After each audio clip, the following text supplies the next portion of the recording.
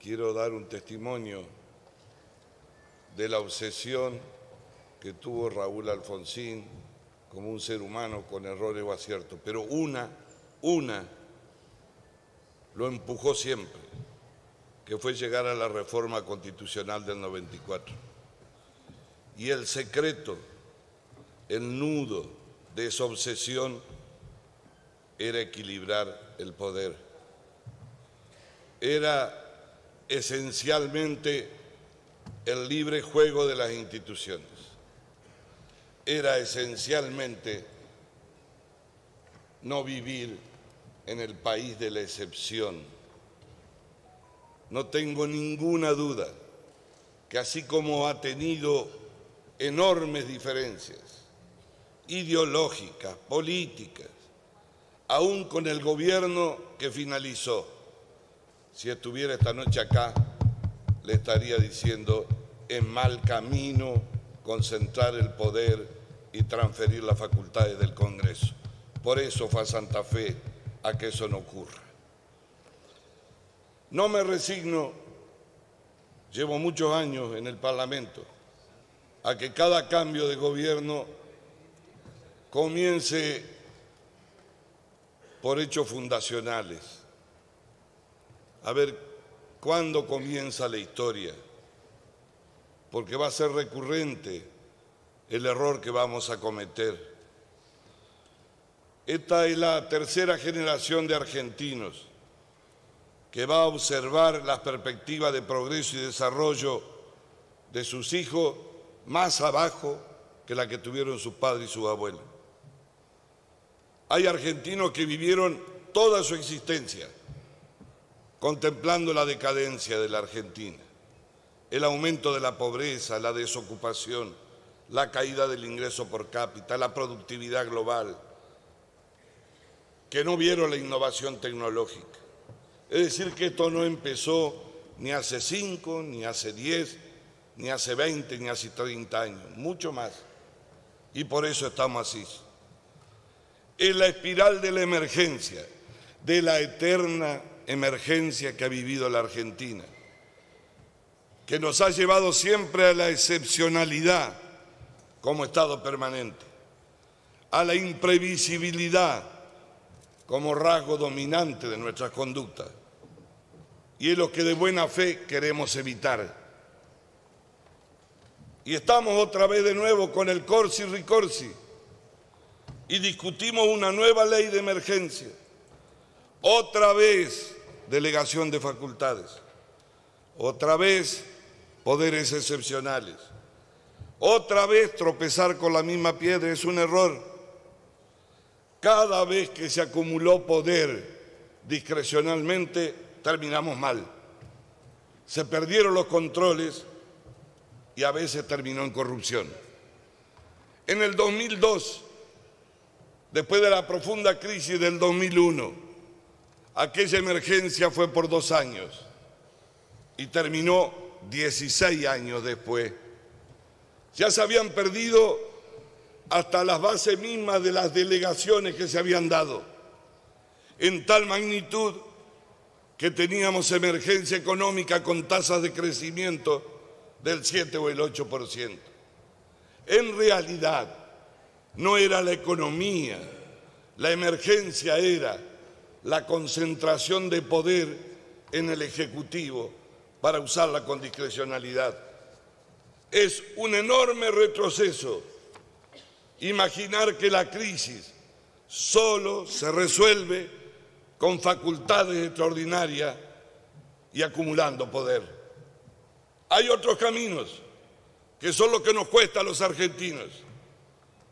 Buscar consenso, discutir, hacernos cargos cada uno del pedazo del pasado que llevamos. Nos hemos tirado con pobreza, uno pensando que porque él llegó al 40 tiene más y el otro la dejó en el 30.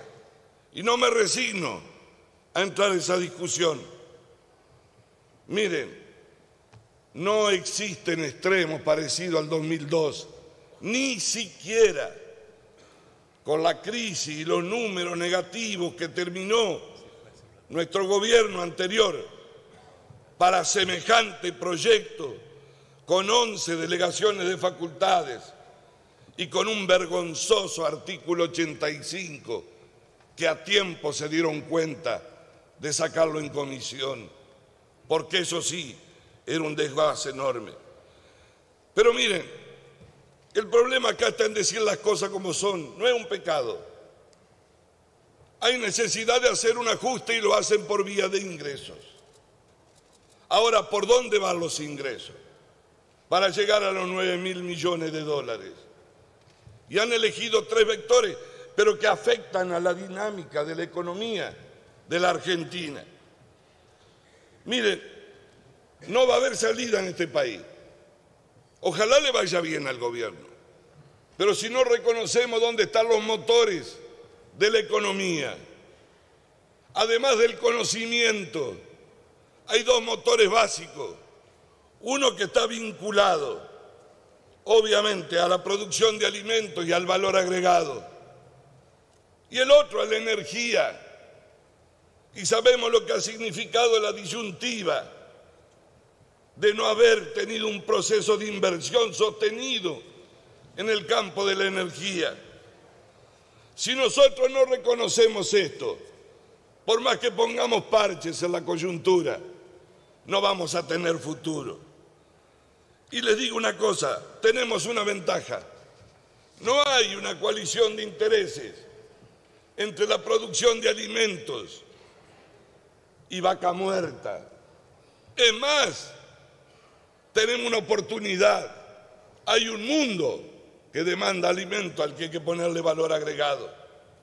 Lo que hay que hacer es no volver a ponerle la pata encima para buscar los ingresos a los mismos sectores que todos le pusimos la pata encima hasta que nos dimos cuenta que si la liberábamos íbamos hacia adelante, crecíamos y ganábamos el mercado. No podemos ignorar, aunque nos gritemos, que sin inversión y sin tecnología no hay posibilidad de futuro.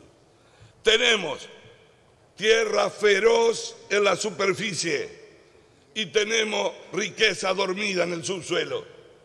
Dejémonos de macanear y busquemos una política de Estado que podamos sostenerla en esa dirección por encima de los resultados electorales. ¿Se justifica una nueva emergencia para nosotros? No, ya quedó claro, lo han expresado todos los colegas. Nos han dicho que no nos hacemos autocrítica.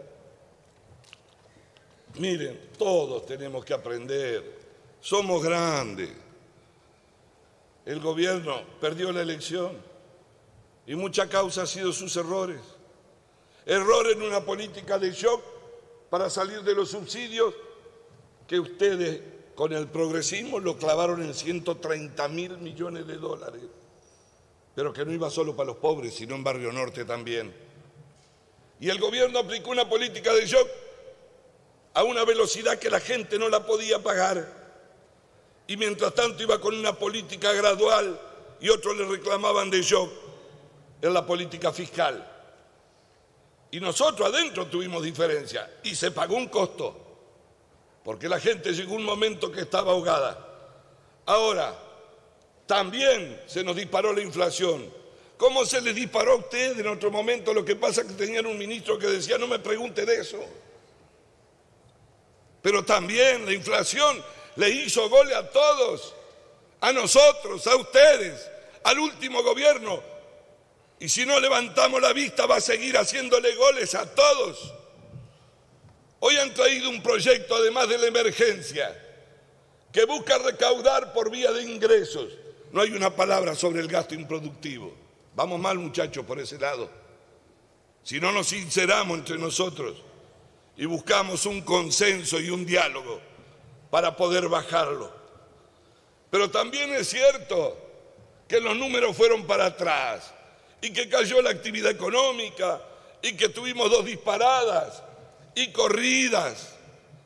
Y de la deuda pública no quiero hablar mucho, porque no armen relato, muchachos.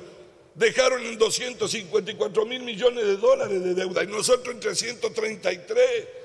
pero hubo que pagar 40.000 millones de intereses también. Y hubo 20.000 millones que lo gastamos para financiarnos, porque se gasta más de lo que se recauda. Y está mal que sea así. Pero no hay que decir, nosotros nos desendeudamos. Néstor Kirchner se desendeudó con el fondo, pero después le aumentaron 110.000 millones de dólares a la deuda. Y lo financiaron por otro lado. Tenemos que ser sinceros si queremos salir. Pero también objetivamente, no estamos en la misma condición. El costo lo pagamos nosotros. Pero miren, hay menos déficit fiscal que en el 2015. No hay déficit energético hoy. No hay que enojarse. Hay superávit comercial. Algunos dirán por la recesión, hay superávit comercial. Hay doble de reserva del Banco Central, son pocas, pero el doble de las que quedaron en el 2015. El propio ministro, el presidente del Banco Central lo ha reconocido. Pagamos el costo de las tarifas atrasadas. Algunos de nosotros creíamos que iba a otra velocidad, pero a ustedes Diputado Negri, le queda una recuperación de las tarifas. Perdóneme, presidente, 16 horas, y hablo en nombre de toda la oposición que nos corresponde a nuestro bloque. Hoy tienen estadísticas públicas. Pero está que pasado también un sirven. minuto y medio, diputado. Sí, perdóneme, deme 5 minutos. Hoy ya no hay un tipo de cambio atrasado. Cuando nosotros gobernábamos y éramos minoría, se cerraba con 20 minutos. Hoy Vaca Muerta produce el triple que en el 2015. Hoy ya no importan barcos de gas. Se fue el último, $250.000 por día pagaba ese gasífero, ¿no? Ya no hay corte permanente en los hogares. Hay más jubilados y pensionados. Aumentaron las aguaches. No quiero nombrar más, no es una carrera de propaganda. Quiero decirle que objetivamente no son las mismas condiciones. No traten de vender en una película un pedazo de una historia que no existe y esconden de la película la parte que actuaron ustedes.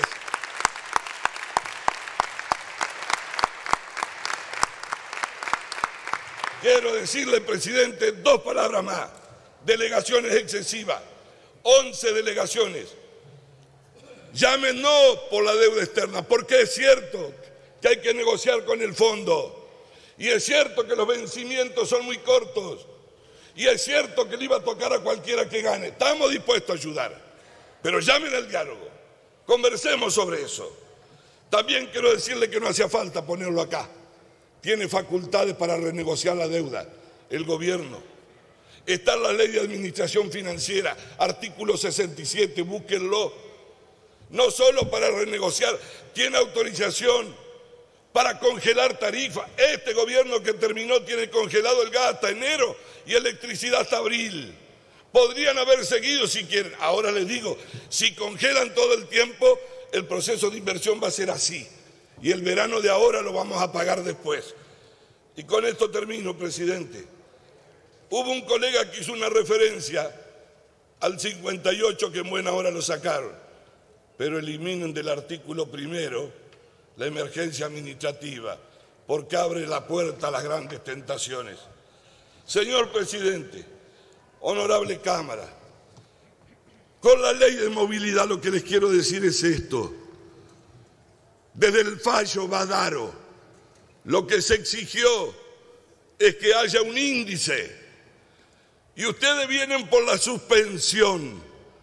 Hubieran traído otro índice, aunque nosotros no lo compartamos. Podría ser distinto. Lo podrían haber preparado antes. O hubiesen dejado esta ley hasta que tengan otro índice. No, hay que decir la verdad.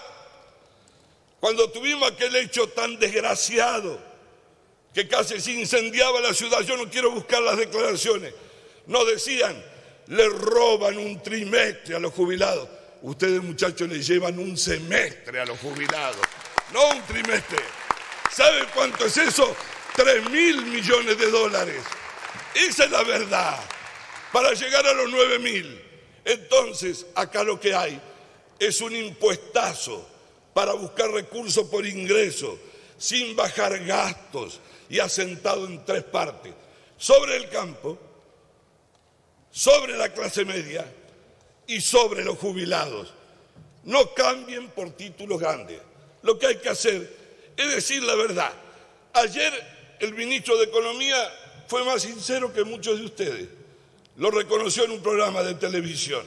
Lo que creemos nosotros es que es injusto que se pretenda insultar y no reconocer cuál es el camino que han elegido. Ojalá tengan suerte.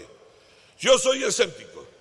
Y les digo una cosa, asumiendo todos los errores del pasado, yo no creo que nada vuelva para ser peor. Creo que todos los que vuelven pueden ser mejor.